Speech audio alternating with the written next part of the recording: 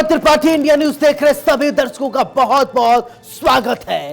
इंसानियत और जुर्म का पुराना नाता है, हमारे चारों ओर फैला जुर्म का मकर जाल। ऐसे में कौन का हो जाए शातिर का शिकार और किसके लिए जारी हो जाए मौत का फरमान। इतना नहीं, मिटा दिए जाते हैं जुर्म के सारे सबूत। जुर्म दर जुर्म, कत्ल दर कत्ल जारी है अपराध की दुनिया का काला कारोबार। लेकिन हम आपको सच दिखाएंगे, क्योंकि कहीं होता है रेप, कहीं होती है लूट सरेआम। हो सकता है आपके शहर में वो अपराधी बेखौफ घूम रहा हो, इसलिए आपको सावधान करने के लिए हम लेकर आए हैं हर जुर्म की पूरी दास्तान। आपको दिखाएंगे अपराधी का चेहरा खूंखार, जिसने मचा रखा है हाहाकार।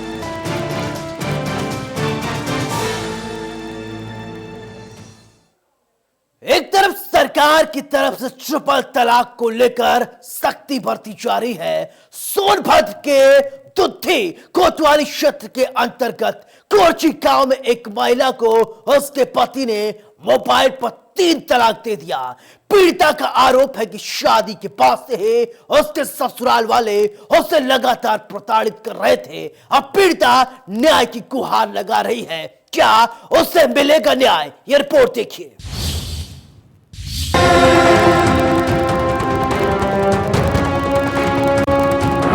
ट्रिपल तलाक से तबाह जिंदगी।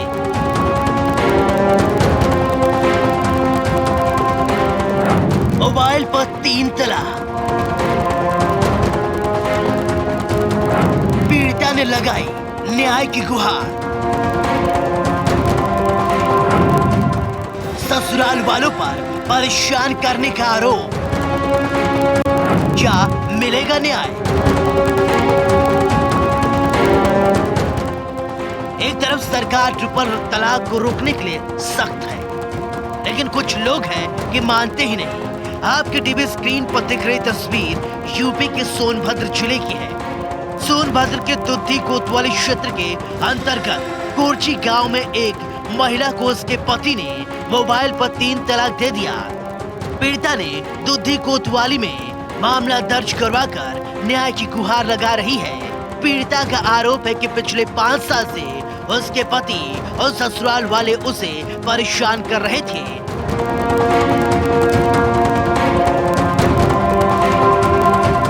महिला का पति सूरत में कामकाज करता है। बीते 6 जनवरी 2021 को उसने फोन पर भला बुरा कहते हुए 3 तलाक दे दिया। इसके बाद ससुराल वालों ने उसे घर से बाहर निकाल दिया। आरोप है कि शादी के 15 दिन बाद से ही उसके ससुराल के पक्ष के लोग दहेज की मांग करने लगे और उसे मारने पीटने लगे, लेकिन फिर भी वो ससुराल में ही रही।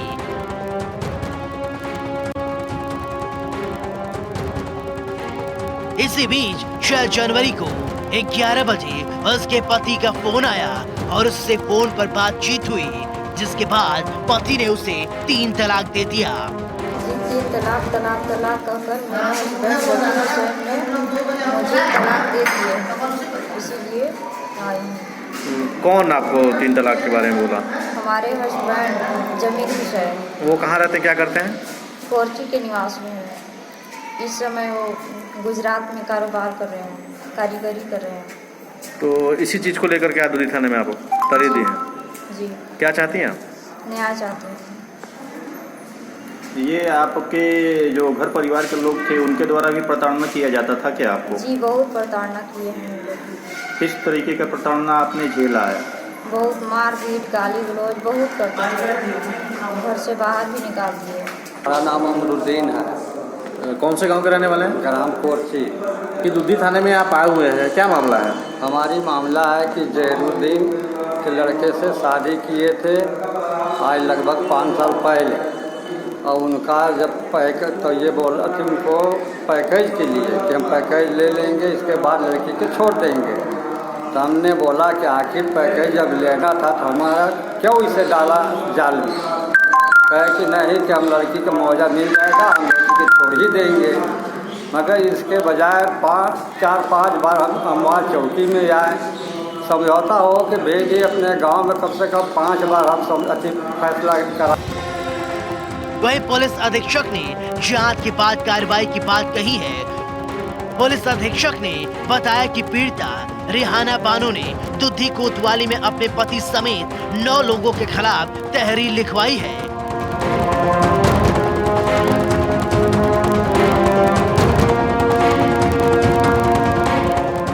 पुलिस द्वारा पीड़ित महिला की तहरीर पर दहेज उत्पीड़न और मुस्लिम विवाह संरक्षण अधिनियम के तहत मुकदमा दर्ज कर जांच की जा रही है।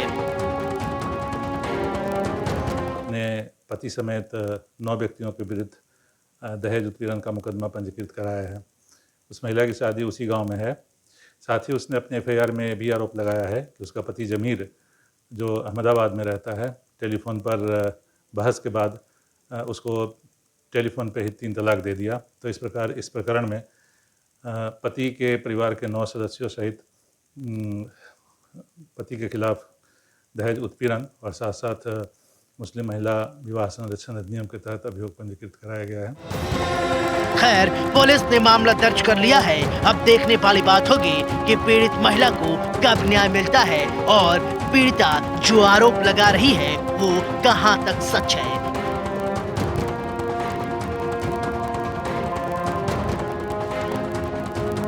तीन तलाक पर सरकार भले ही कितने कड़े कानून बना ले, मगर 3 तलाक के नाम पर मुस्लिम महिलाओं का शोषण अभी भी जारी है। ताजा मामला सोनभद्र के दुधी कोतवाली क्षेत्र के कोरची गांव में देखने को मिला है, जहां पर एक मुस्लिम युवक ने अपनी पत्नी को फोन पर ही तलाक दे दिया। परिजनों की तहरीर पर मुकदमा पंजीकृत करके विवेचना शुरू कर दी है, लेकिन बड़ा सवाल ये भी है कि इस पर 3 तलाक पर भले ही बड़े कानून बन जाए, कड़े कानून बन जाए, मगर यह समुदाय अभी भी इस रूढ़िवादी विचारधारा से बाहर नहीं आ सका है। विवेक श्रीवास्तव। कानपुर में अपराधियों के हौसले बुलंद हैं। चौकी से महज 500 मीटर की दूरी पर एक फोटो शॉप की दुकान पर बदमाशों ने पहले सुतली बम फेंका, फिर इसके बाद दुकानदार की जमकर पिटाई कर दी। देखिए इस वारदात के बाद कानपुर में कैसे मचा हाहाकार।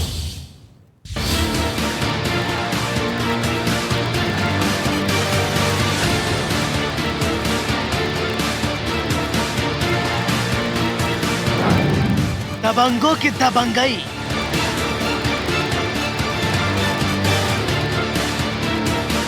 मारपीट के बाद लूटपाट, कितने बेखौफ हो गए हैं बदमाश। बदमाशों पर कब होगी कार्रवाई?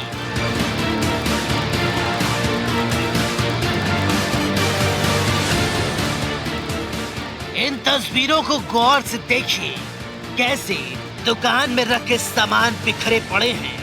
देखिए कैसे बदमाशों ने दुकान में लगे शीशे को चकनाचूर कर दिया है। देखिए बदमाश कैसे बेखौफ हो गए हैं। जी हाँ, आपकी टीवी स्क्रीन पर दिख रही तस्वीर यूपी के कानपुर जिले की है।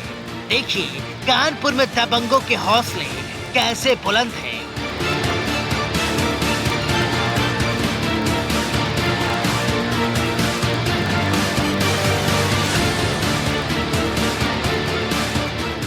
चौकी से महज 500 मीटर की दूरी पर एक फोटो शॉप की दुकान पर बदमाशों ने सुतली बम से वार किया और दुकानदार से जमकर मारपीट की और फिर लूट की वारदात को अंजाम देकर फरार हो गए। दरअसल पूरा मामला कानपुर के कल्याणपुर थाना क्षेत्र के आवास विकास 3 की है, जहां आवास विकास 3 की चौकी से महज 500 मीटर की दूरी पर स्थित एक फोटो शॉप की दुकान है। दुकान के मालिक अजय गिरी का आरोप है कि दुकान में लगभग 7 से 8 लोगों ने सुतली बम से उन पर जानलेवा हमला किया और लोहे की रॉड से दुकान में तोड़फोड़ की वारदात को अंजाम दिया।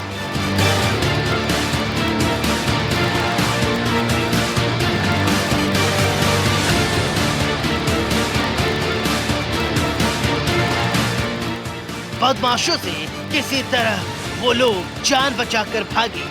बम की आवाज सुनकर स्थानीय लोग जमा होने लगे। तभी दबंगों ने स्थानीय लोगों को इकट्ठा होता देख वहां से फरार हो गए। या 7-8 लड़के आके मेरी दुकान पे तोड़ फोड़ कर गए और बम चला गए और मेरे दुकान से 20,000 रुपये मेरे पर्स में पड़े थे वो निकाल ले गए। क्या लूट कर ले गए? जी। कौन लोग थे, कुछ पहचान? संदीप सिंह है, कोई प्रदीप सिंह है, अटल हैं और कोई 3-4 लड़के और थे, उनका नाम मुझे नहीं मालूम। क्या दमंग है क्षेत्र में? जी, सेक्टर 8 में रहते हैं। मेरे घर पे भी मारने आए थे 30 तारीख को मेरे घर पे। पुलिस का क्या कहना है अभी? पुलिस को शिकायत किया आपने? जी, 100 डायल भी किया और चौकी इंचार्ज भी आए थे। पुलिस का क्या कहना है? वो कह रहे थे आइए चौकी में रिपोर्ट लिखवाइए। वारदात की जानकारी पुलिस को दी गई। मौके पर पहुंची पुलिस ने आरोपियों के खिलाफ मामला दर्ज कर जांच शुरू कर दी। इस वारदात के बाद कई सवाल खड़े होते हैं। आखिर प्रदेश में अपराधियों में पुलिस प्रशासन का डर खत्म हो गया है क्या? क्यों बदमाश पुलिस को खुली चुनौती दे रहे हैं? खैर, पुलिस ने मामला दर्ज कर लिया है। अब देखने वाली बात होगी कि पुलिस आरोपियों को कब गिरफ्तार करती है। इंडिया न्यूज के लिए कानपुर से सूरज सिंह की रिपोर्ट। यूपी पुलिस बदमाशों के लिए काल बन गई है। पुलिस बदमाशों को उनके बिलों से खोद खोद कर निकाल रही है।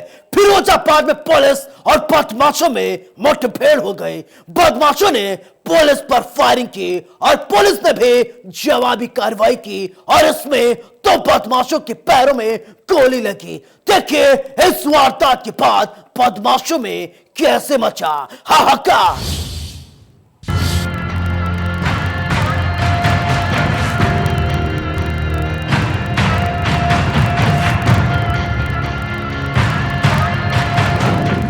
में यूपी पुलिस बदमाशों की आई शामत।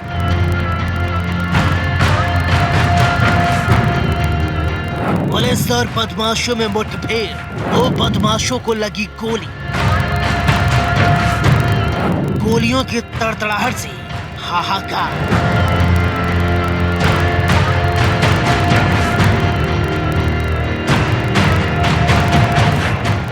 यूपी पुलिस बदमाशों को उनके बिलों से खोज खोज कर निकाल रही है। आपकी टीवी स्क्रीन पर दिख रही तस्वीर यूपी के फिरोजाबाद की है।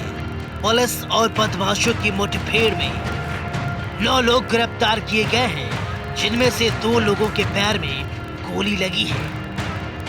आपकी टीवी स्क्रीन पर दिख रही तस्वीर फिरोजाबाद जिले की है। शिकोहाबाद में वर्मा ज्वेलर्स के यहाँ डकैती की योजना बना रहे बदमाशों को पुलिस ने धर दबोचा।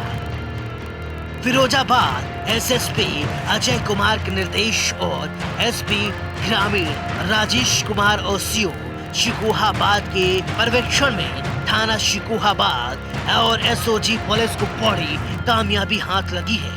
थाना शिकोहाबाद क्षेत्र में स्कॉर्पियो सवार बदमाशों से हुए एसओजी और थाना पुलिस की मुठभेड़ में 9 बदमाश को गिरफ्तार किया गया है।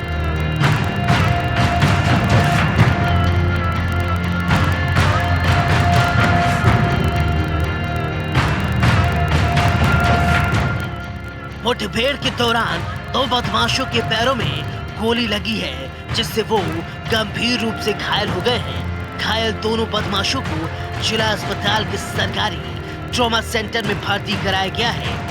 बताया जा रहा है भूड़ा नहर के पास ये मुठभेड़ हुई।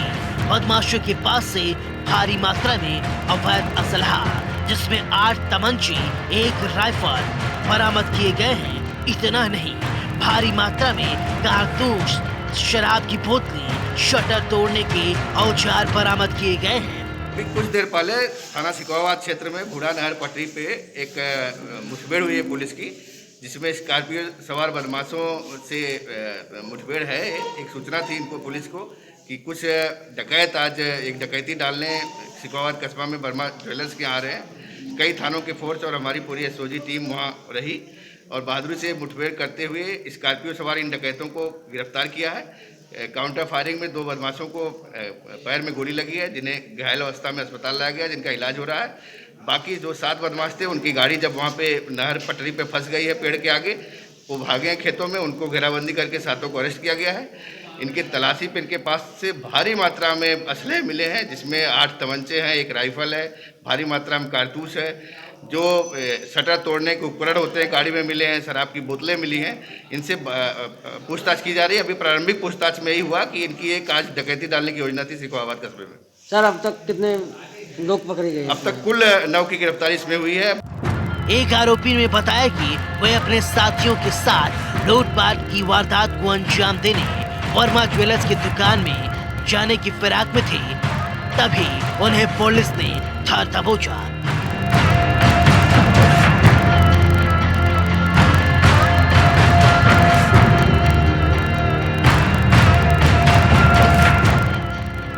इस वारदात के बाद एक बात साफ है, अपराधी कितना भी शातिर क्यों न हो, वो कानून के हाथों नहीं बच सकता है। खैर, अब देखने वाली बात होगी कि पुलिस आरोपियों पर क्या कुछ कार्रवाई करती है, लेकिन बदमाशों में पुलिस का दहशत बरकरार है। इंडिया न्यूज के लिए फिरोजाबाद से शाहिद। हम आपको 2 तस्वीरें दिखाएंगे। पहली तस्वीर बागपत की होगी और दूसरी तस्वीर शामली की। बागपत में भाई कैसे बना कसाई हम आपको दिखाएंगे। दूसरी तस्वीर शामली में हम आपको दिखाएंगे कैसे यहां दबंगों की दबंगई देखने को मिली है। देखिए इन दोनों तस्वीरों के बाद कैसे मचा हाहाकार।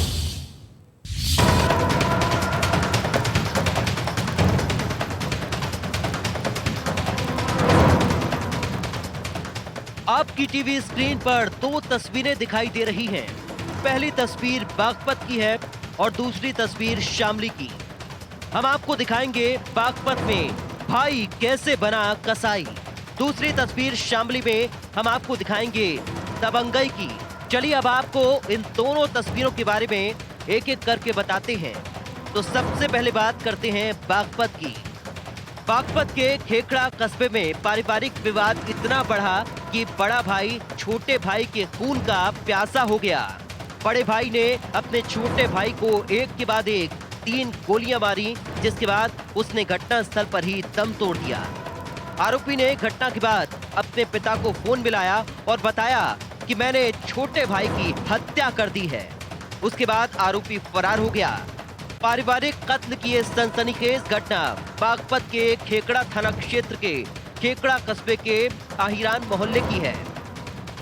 रमेश चंद वर्मा के बेटे विजय और संजीव के बीच काफी समय से विवाद चल रहा था। दोनों ही गंडासा फैक्ट्री के मालिक हैं। देर रात फैक्ट्री पर दोनों भाइयों के बीच विवाद हुआ। उसके बाद संजीव ने पिस्टल से गोलियां बरसाकर छोटे भाई विजय की हत्या कर डाली। वारदात की जानकारी मिलते ही मौके पर पुलिस पहुंची और मामला दर्ज कर तफ्तीश शुरू कर दी है। ये कल देर रात्रि की घटना है। विजय सनोप रमेश चंद वर्मा, ये इनके 2 बेटे हैं। इन दोनों भाइयों को बीच में झगड़ा हुआ और जिसमें बड़े भाई ने छोटे भाई विजय को गोली मार दी, जिसकी तत्काल मौके पे मौत हो गई। और भाई की तलाश की जा रही है और इसके लिए टीम बना दी गई है। जल्दी ही भाई को गिरफ्तार किया जाएगा। चले अब दूसरी तस्वीर यानी शामली की बात करते हैं। शामली के कांधला में दबंगई का मामला सामने आया। उधार पैसे मांगने आए युवक ने एक शख्स से जबरदस्त मारपीट की। आरोप है कि दबंग ने पीड़ित से 10,000 रुपए उधारी की डिमांड की थी। पैसे देने से पीड़ित ने मना कर दिया, जिसके विरोध में दबंग आरोपी ने मारपीट कर दी और लात घूंसों से जमकर पीटा। दबंग की पिटाई से युवक गंभीर रूप से घायल हुआ। वारदात की जानकारी पुलिस को दी गई। मौके पर पहुंची पुलिस ने पीड़ित के तहरीर पर मामला दर्ज कर जांच शुरू कर दी। और इसके साथ में जो है गांव में बता रहे हैं झगड़ा हुआ है, तो इसके चोट लगी हुई है। बता रहे थे कल शाम के टाइम 6 बजे के आसपास हुआ और इसको चोट जो है फेस पे ज़्यादा है। हाँ, इसको स्टिच वुंड थे, स्टिच भी लगे हुए थे 2 जने इसको। और आँख के नीचे भी इसको जो है चोट है, काफ़ी स्वेलिंग है। तो उसको देखने के लिए हमने इसका एक्सरे भी कराया है। एक्सरे करवाने के लिए हमने इसे जिला मुजफ्फरनगर भेजा है, जिससे उसमें पता चल जाए कि इसमें फ्रैक्चर तो नहीं है इसके फेस पे। नाक पे भी चोट लगी हुई थी। मेरे से शाम को 10,000 रुपये मांग रहा था जी। मैंने मना किया। मेरे गेर का डंगी मार के नीचे गेर के छाती बैठ के मेरे साथ मारपीट करी। कौन था मारपीट? जयपाल सिंह, गढ़ी रामकोट। हाँ जी। मारपीट कहाँ की आपके साथ? गंगेरू बाजार में जी। तो क्या चाहते हैं आप? भाई इंसाफ होना चाहिए जी। मैं क्या चाहता हूँ, मैं तो ये चाहता हूँ जी, बूढ़ा आदमी है, मुझे मार ना दे किसी दिन। हाँ, तो पुलिस से आपने शिकायत की, पुलिस ने कोई कार्रवाई की? हाँ, पुलिस में अब एप्लीकेशन दे रखी है जी हमने। हाँ, देखो क्या कार्रवाई। इन दोनों तस्वीरों को देखने के बाद ऐसा लगता है कि लोगों के अंदर पुलिस प्रशासन का डर और भय खत्म हो गया है। क्यों बदमाश पुलिस को खुली चुनौती दे रही है? खैर, पुलिस ने मामला दर्ज कर लिया है। अब देखने वाली बात होगी कि पुलिस आरोपियों को कब गिरफ्तार करती है। इंडिया न्यूज के लिए बागपत से सनुज शर्मा और शामली से वरुण की रिपोर्ट। उत्तर प्रदेश के श्रम विभाग में दर्जा प्राप्त मंत्री ठाकुर रघुराज सिंह के बेटे पर रोडवेज बस चालकों ने मारपीट और फायरिंग करने का आरोप लगाया है, जिसके बाद रोडवेज बस चालकों ने जमकर हंगामा किया और उनका कहना है कि आरोपी के खिलाफ मामला दर्ज हो। यह रिपोर्ट देखिए।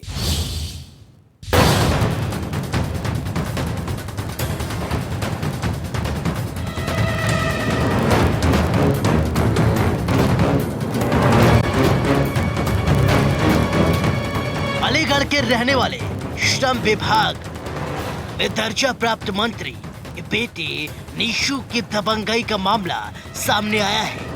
निशु के दबंगई के बाद रोडवेज बस चालकों ने निशु पर जमकर मारपीट करने का आरोप लगाया और जान से मारने की नियत से फायरिंग करने का आरोप लगाया। बस चालक से मारपीट की गई है और जिसके बाद बस चालक को बचाने पहुंचे स्थानीय लोगों पर भी मंत्री के बेटे ने फायरिंग कर दी। रोडवेज बस चालक के साथ हुई घटना से चालक और परिचालकों में भारी आक्रोश पैदा हो गया। बस चालक और परिचालकों ने रोडवेज जाम करके काफी देर तक हंगामा किया। मंत्री के बेटे पर मुकदमा दर्ज करने की मांग के लिए जमकर हंगामा किया गया।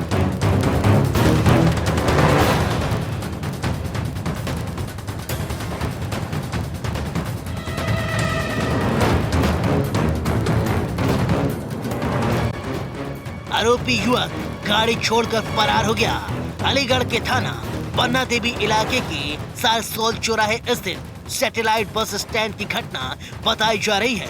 मौके पर पहुंची पुलिस ने लोगों को समझा बुझाकर मामला शांत कराया। हुए कि रघुराज सिंह जो मंत्री जिनको बनाया हुआ है भाजपा सरकार ने, उसका आतंक है। उसके लड़के कार लेकर आते हैं, रोडवेज से स्वयं अपनी गाड़ी को टच करते हैं और फिर रोडवेज के चालक को मारते हैं और कहते हैं कि नीचे उतर के तुम हमारे पैर छुओ तो मंत्री का मैं लड़का हूँ। इस बात पर मार्केट बराबर में है, लोगों ने उनका विरोध किया। भाई, इस चालक की कोई गलती नहीं है। इतना कहते ही उन्होंने पहले तो फायर किए लड़कों ने और फिर मार्केट पर दे डंडे दे गोली, जो मिलता है उसी को मारना उन्होंने शुरू कर दिया। ऐसा अत्याचार सबसे पहले मैं आपके माध्यम से ये बताना चाहता हूँ कि जब मंत्री नहीं है तो पुलिस का स्कॉट उसकी औलाद को कैसे मिला? उसका लड़का एक छोटे वाला है, 19 हुआ, वो गोली चला रहा, फायर कर रहा है। एट ए टाइम मौके पर उसने 5 फायर किए। आप सोचिए, इतना बड़ा आतंकवाद तो पंजाब और जे&के में नहीं है जितना आतंकवाद अलीगढ़ में एक मंत्री के द्वारा रचा जा रहा है। देखिए, अभी तक जो जानकारी आई है कि एक बस की कार से टक्कर हो गई थी और उसमें कौन से लोग मौजूद थे, क्या पक्ष थे, ये पुलिस द्वारा जांच किया जा रहा है। और जो रोडवेज के बस के चालक थे, परिचालक थे, उनकी तरफ से तहरीर पुलिस को दी जा रही है। जो भी तहरीर लिखा होगा उसके आधार पर उनकी धाराएं बनेंगी, उसको कार्रवाई करवा देंगे। स्थानीय लोगों का आरोप है कि मंत्री हैं ठाकुर रघुराज सिंह के बेटे ने फायरिंग की है, 5 राउंड फायरिंग हुई है, मारपीट भी की गई है। अभी तहरीर जैसी प्राप्त हुई है, तहरीर के आधार पर हम बता पाएंगे कि वो किसका नाम लिख के दे रहे हैं और उसमें क्या मामला पूरा है। तो तहरीर प्राप्त होने के बाद किसके साथ मारपीट हुई है सर? इसमें बस के चालक थे जो बस चला रहे थे। ऐसा बताया जा रहा है कि कार में टक्कर होने के कारण जो कार सवार युवक थे उनके द्वारा बस चालक के साथ मारपीट की गई। इसी संबंध में वो लोग तहरीर लिखे। खैर, पुलिस ने मामला दर्ज कर लिया है। अब देखने वाली बात होगी कि पुलिस आरोपी पर क्या कुछ कार्रवाई करती है। इंडिया न्यूज के लिए अलीगढ़ से महेश की रिपोर्ट। हमारा मकसद आपको डराना नहीं है, बल्कि आपको बताना है समाज में किस तरीके से जराइम की काली कहानी बुनी जा रही है। कल फिर मिलेंगे कुछ और काली कहानियों के साथ। तब तक दीजिए अपने दोस्त सौरभ त्रिपाठी को इजाजत। लेकिन चलते चलते दोस्तों एक गुजारिश, सावधान रहें, सुरक्षित रहें और अपना बहुत ख्याल रखें। नमस्कार।